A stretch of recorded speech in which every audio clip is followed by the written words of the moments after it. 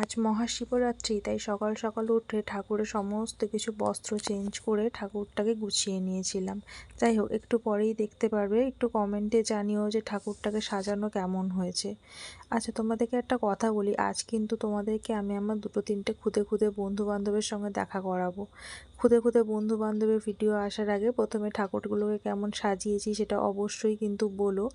আর আমি আজকে বানিয়ে নিয়েছিলাম ঠাকুরের ভোগে দুধের সিমুই। আমি নর্মালি ঠাকুরের ভোগে পায়েস দিই না, কারণ আমি দুবারই পায়েস বানানোর চেষ্টা করেছি, দুইবারই জ্বলে গেছে। তাই জন্য তারপর থেকে আমি সিমুই দিই। আচ্ছা, এবারে দেখে ফেলো আমার খুদে খুদে বন্ধু বান্ধবদেরকে।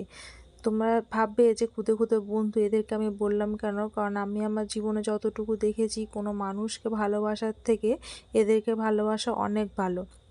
এদেরকে যদি একটু ভালোবাসা দেওয়া যায়, এরা তোমাকে সেই ভালোবাসার দ্বিগুণ ফেরত দেয় তোমাদেরকে। আমার যে দিদি, সেই দিদির এই 3টি কুকুর রয়েছে। এই কুকুরগুলোকে আমার দিদি মোটামুটি রাস্তার থেকেই তুলে নিয়ে এসেছিলো। তুলে নিয়ে এসে আজকে এদেরকে খুব যত্ন করে মায়ের মতন রেখেছে।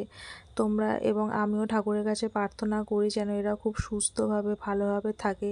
আর তোমাদেরকে একটা রিকোয়েস্ট করি, যদি তোমরা কেউ এই অবলা জন্তুদেরকে পছন্দ না করে থাকো, তো অবশ্যই প্লিজ ওদেরকে মারধর বা কোনো কিছু এরকম ধরনের করো না। ওদেরকে একটু আদর করে, একটু ভালোবেসে ওদেরকে কাছে টেনে দেখবে, ওরা মানুষের থেকে যথেষ্ট ভালো এবং যথেষ্ট প্রিয়।